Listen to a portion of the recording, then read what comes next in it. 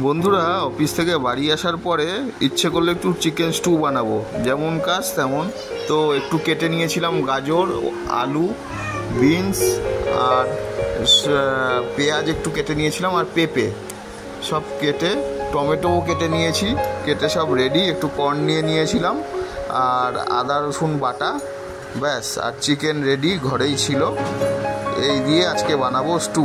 দেখুন তো কেমন লাগে। আপনারা কে কে বাড়িতে বানান জানাবেন। প্রথমে কড়াইটা একটু গরম করে হালকা তেল দিয়ে দিলাম। বেশি তেল লাগে না, এটায় খুব সহজ। অল্প তেল দিয়ে তারপরে পেঁয়াজটাকে ছেড়ে দিলাম তেলের মধ্যে, তেলটা গরম হওয়ার পর। এবার পেঁয়াজটা ছেড়ে দিয়ে তারপর হালকা করে ভাজা হলো পেঁয়াজটা। অল্প ভেজেই তার মধ্যে দিয়ে দিলাম আপনার ওই সবজিটা, অর্থাৎ পেঁপে, আলু আর একটু আদা রসুন যা যা ছিল দিয়ে দিলাম। তবে বিনসটা এখন দিলাম না, বিনসটা একটু দেরি করে দেব, তাই বিনসটা আলাদা করে রেখে দিয়েছিলাম।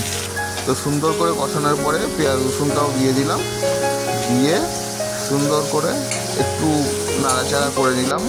বেশি ঝামেলা ঝঞ্ঝাট নেই, এটা খুব সহজ। পরিমাণ মতো নুন আর হলুদ একটু দিয়ে দিলাম, ব্যাস। তারপরেই একটু নাড়াচাড়া করে তার মধ্যে চিকেনগুলো দিয়ে দিলাম, ব্যাস। টমেটোও দিয়ে দিয়েছি, চিকেনও দেওয়া হয়ে যাচ্ছে। এবার কোনো অর্ধেক কাজ ধরুন হয়েই গেল। এবার একটু হালকা নাড়াচাড়া করে জল দিয়ে দিলাম, আর কোনো কাজ নেই। জল দিয়ে তারপরে একটু কর্নটা দিয়ে দিলাম ওর মধ্যে, আর আপনার ইয়েটাও দিয়ে দিলাম, বিনসটাও দিয়ে দিলাম। পরিমাণ মতো জলটা দেবেন, কারণ কিছুটা জল তো টানবে, সেই হিসাব করে একটু বেশিই জল দেবেন। পরে লবণটা একটুখানি ভালো করে চেক করে নেবেন ঠিক আছে কি না। আমি একটু বেশি করেই জল দিয়ে দিয়েছিলাম।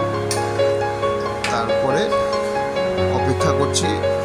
এবার তার মধ্যে দিয়ে দিলাম বিনস আর কর্নটা, ব্যাস, কাজ কমপ্লিট।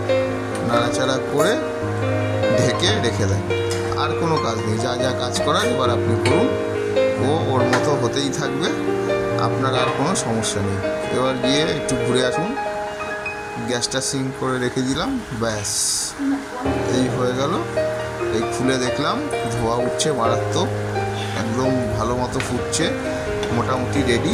সবজিগুলো সেদ্ধ হয়েছে কিনা একটু বাটিতে তুলে আপনি দেখে নিতে পারেন, আর নুনটা একটু টেস্ট করে নেবেন, ব্যাস হয়ে গেল এরকম চিকেন স্টু। কার কার ভালো লাগে জানাবেন। ভিডিওটি দেখার জন্য ধন্যবাদ।